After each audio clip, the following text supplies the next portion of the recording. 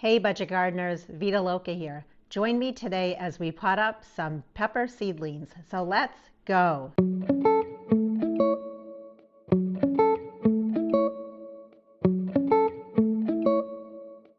I really hope you're enjoying this series of seed starting that I've been doing.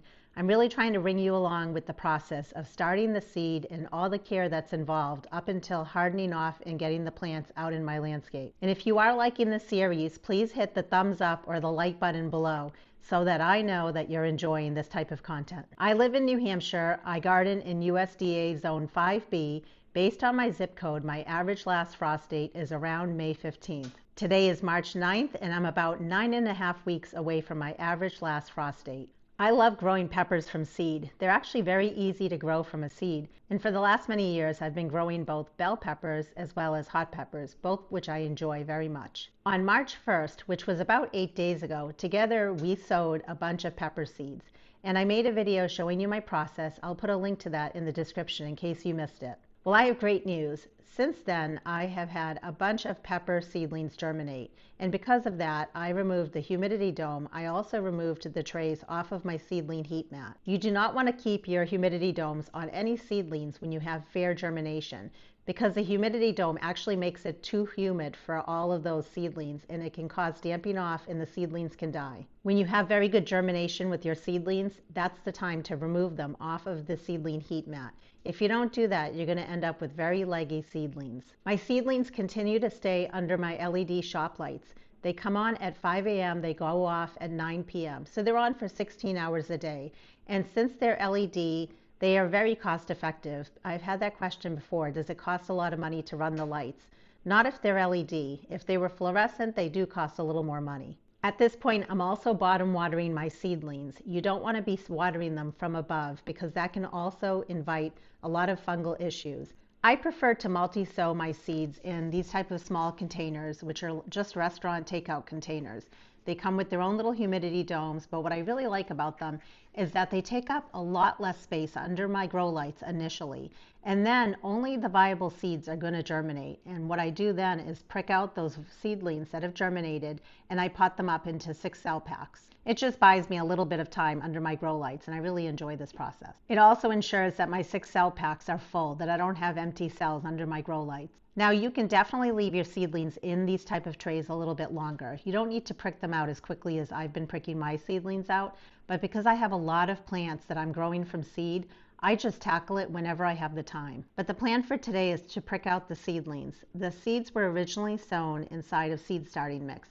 We will now be potting them up into potting mix. I prefer to make my own potting mix. I've been doing it for a few years now, and it's very cost effective for me. However, you can buy whatever potting mix you feel comfortable with.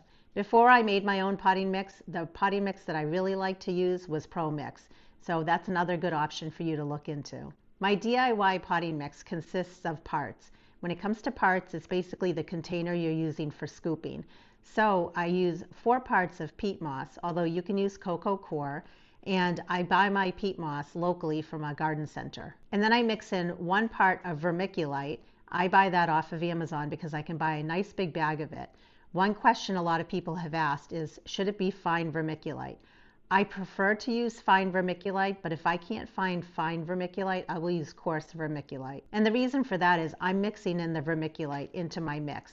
If you plan on sprinkling the top of your seed starting or potting mix with vermiculite, you want it to be fine. And the purpose for vermiculite is to retain moisture. And then I mix in 1 part of perlite, and it typically is just a coarse perlite that I buy a nice big bag of off of Amazon. And the purpose for perlite is to give proper drainage to your seedlings and your plants. And then I sprinkle the top with dolomite lime. It's basically garden lime, and it's not the pelletized one, it's the powdery form. You don't need to add the lime if you're going to be using the cocoa coir. You only add the lime for peat moss. Peat moss is very acidic, and the lime helps offset the acidity levels of the peat moss. I then like to pre-moisten my potting mix with boiling water. I do that for a few reasons. Number one, I need to pre-moisten my mix anyway, and I like to use the boiling water to kill off the chance of any fungus gnat eggs that might be inside of my peat moss. I mix it up nice and good just to make sure I get all parts of my potting mix. After that, I put a cover on my container, I seal it, and I just let it cool down. Once the potting mix has cooled down, it's safe to use. I then transplant these seedlings out of these restaurant takeout containers into 6 cell packs. The 6 cell packs will get placed into what's called a 10 by 20 tray. It's a solid bottom tray and it can fit about 12 of my 6 cell packs in it. The reason they call it a 10 by 20 tray is because of the dimensions. It's 10 inches one way by 20 inches the other way. And you don't need to use a 10 by 20 tray. You can use whatever you have on hand or whatever you can easily get.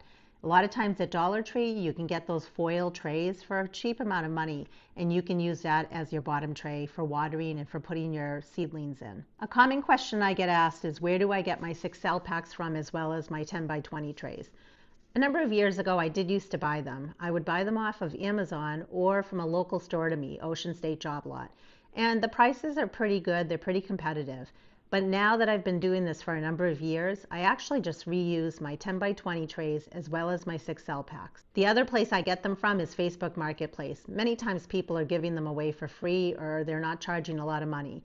And then I ask family members, friends, neighbors, anyone that has cell packs or trays that they don't need anymore. Close to my house, there's a garden center that has a recycling bin.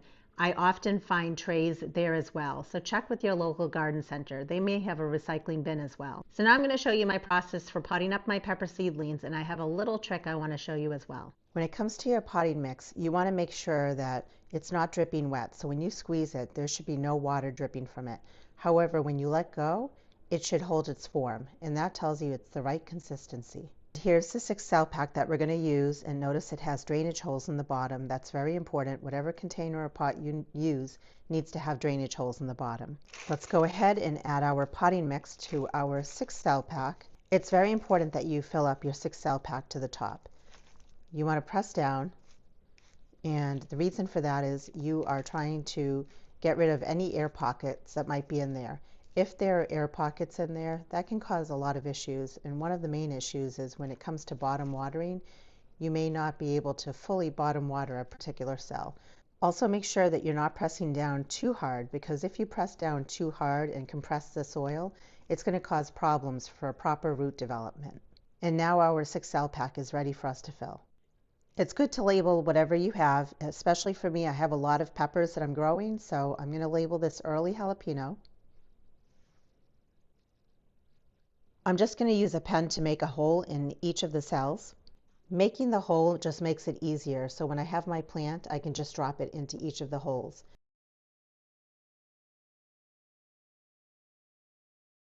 I know that the roots are a little bit deeper on my jalapeno pepper seedlings, so I'm making the hole nice and deep. When it comes to handling your seedlings, you always want to handle them by their leaf. You never want to handle them by their stem, because if you handle any seedling, including a pepper seedling, by its stem and the stem breaks, then the pepper is dead. However, if you handle a seedling by its leaf and one of the leaves breaks, the plant will still be okay and it will still survive. And I'm just going to use my pen to get under the plant just to be able to remove it. And you can see that the roots on the pepper plant are already quite established, which is another reason why we wanted to make sure we made our holes almost to the bottom of our 6 cell packs. In order to get the full root into the hole, what I'm doing is I'm just placing it like this. And notice that the root bends a little bit in the hole, and that's totally okay. I can use the back of my pen and gently guide the root in there. And the key is you want to make sure that the roots are fully inside the soil line. You don't want the roots sticking above the soil line. However, you want the green leaves sticking above the soil line. And I'm just pushing back down around it. Also, you want to make sure that most of the stem is below the soil line. The leaves should be above it. And that's what the side profile of that seedling looks like, nice and tucked in. And we're going to go ahead and remove this seedling now. It's actually pretty amazing how much the roots have grown in such a short period of time. We'll do the same thing. We're just trying to guide the roots into the hole without breaking them. And now I can press down on the soil, making sure that most of the stem is below soil level. That's typically true of a lot of plants, but always do your research. Some plants don't like to have their stems buried, but I've always buried my stems of my pepper seedlings and they've been fine. And now this little seedling will straighten right up as soon as it's put under the grow lights. I want to talk about this seedling right over here. Sometimes with peppers and maybe even other plants, possibly tomatoes, you will find that the seed is still attached to the top of your leaves like it is here. You can leave it alone and eventually that part of the seed will fall off. Or you can help your plant. You don't want to just tug on it because you might end up breaking the leaves off and then your plant is dead. I know it sounds funny, but the enzymes in our saliva will actually help and guide that little seed to come off of the leaves. So if you lick your fingers, and you want to make sure your fingers are clean, and you gently rub on this right here, that will remove the seed off of the leaves. So I've washed my hands and I've licked my fingers. So now I'm just going to massage the top of this plant to try to remove that off. And there we go. We freed the leaves. Well, while my hands are clean and I have saliva on them, let's go ahead and do this one right over here. There we go. We can tackle this guy right over here. See these leaves here? These are the first leaves. The first leaves on any plant is called the cotyledon leaves. And none of the plants that you're looking at today have what's called the true leaf. That's the next set of leaves that will appear. So we're going to get right under there and remove this seedling very carefully. The other thing I like to do is come back in here and just press down either with my pen or with my finger, because I know that there might be other seeds that are still beneath soil level, and I want to make sure that I'm just giving them a good chance to root right into this seed starting mix. I'm going to press down on here as well. See, there's one that's coming up right there. So I will leave it alone. I love collecting my own seeds, even from vegetable plants. In fact, a few years ago, I collected the seeds off of my habanero peppers. And it's so nice because then you don't have to buy those seeds again. Just pushing down.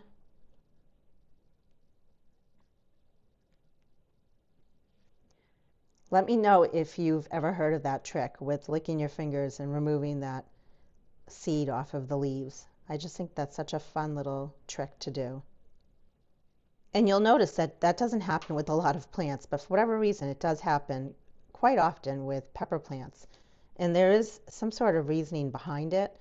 I can't remember it off the top of my head, but I'll pop it up on the screen as to why pepper seedlings hold on to that seed attached to the leaves.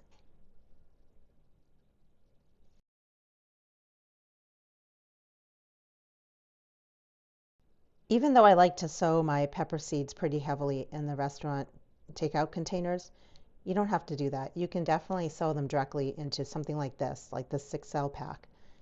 Oftentimes with those bigger seeds, people like to do that. They might put 2 seeds per cell, and then they just thin out the seedlings, either by pricking them out and moving them around, or by just cutting off the weakest seedling. And that method works perfectly fine too. I like doing this method because I've just been doing it for a number of years, and it does save space under my grow lights initially. And it's a process that I enjoy. It also ensures that I'm only potting up the seedlings that have germinated, and that way I don't have empty cells in my 6-cell pack.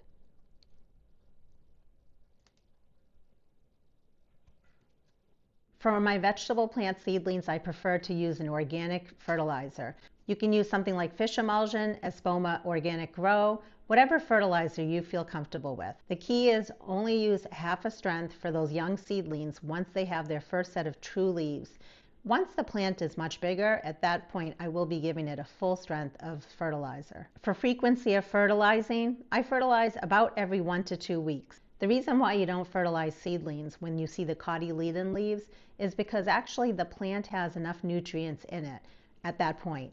It's when they get their first set of true leaves, the next set of leaves that will appear after the cotyledon, that's when the plant has depleted all of its nutrients and it now needs fertilizer. I will continue to bottom water my seedlings, and when it comes to how often to water the seedlings, I really base it on whenever the seedlings tell me that they need the water. I can pick up the tray, and if it feels light, that means the seedlings need water. Also, you can look at the top of the soil. If it's light brown in color and the tray feels light, that's another indicator that it needs water. And I did make a video that talks more about fertilizing as well as bottom watering. I'll also link that in the description in case you missed that video. My 10 by 20 tray that will be full of pepper seedlings will get placed back under my grow lights that are on 16 hours a day, and the lights are just about 2 to 3 inches above those seedlings. You don't want the lights to be up much higher than that, because what will happen is you'll end up with leggy seedlings. You also don't want the lights touching the leaves, especially if you have fluorescent lights, because you could burn the plant. And in terms of the restaurant takeout container, once I've pricked out most of the plants from there and pressed the soil back down, I'll give it a good mist. I'll put the humidity dome back on. It's going to go back on my seedling heat mat under my grow lights, and I'll just wait and see if any more seeds are going to germinate. A few of you have asked me questions about my grow lights, so what I'll do is put a link to a video down in the description that talks more about those lights. I have an oscillating fan that also runs 16 hours a day, the same amount of hours that my lights are on. I have it on a timer, and the reason I have a fan running in here is to add air movement. That is really important if you want nice, strong, healthy seedlings. You want the soil to dry out a little bit in between waterings. And the fan also helps with basically making the stems stronger. It's almost like adding wind in the room, and it mimics what the plants are going to go through when they're outside. So that you'll actually notice over time that the stems will get a little bit bulkier, a little bit thicker. They won't be so thin and spindly, and that's because the fan is helping them. If you started some peppers from seed, I'd love to know, how are your seedlings doing? Are they doing well? Are they growing? Do you have any questions about growing peppers from seed? Let me know in the comments below. I'll continue to make more videos when it comes to growing peppers from seed. Some of those videos will include when it's time to fertilize them. Also, I'll talk a little bit more about topping peppers. Should you top peppers or should you not top peppers? And then finally, I'll show you my process for hardening the pepper plants and then getting them planted out in my garden. And until the next video, make it a great day with gardening.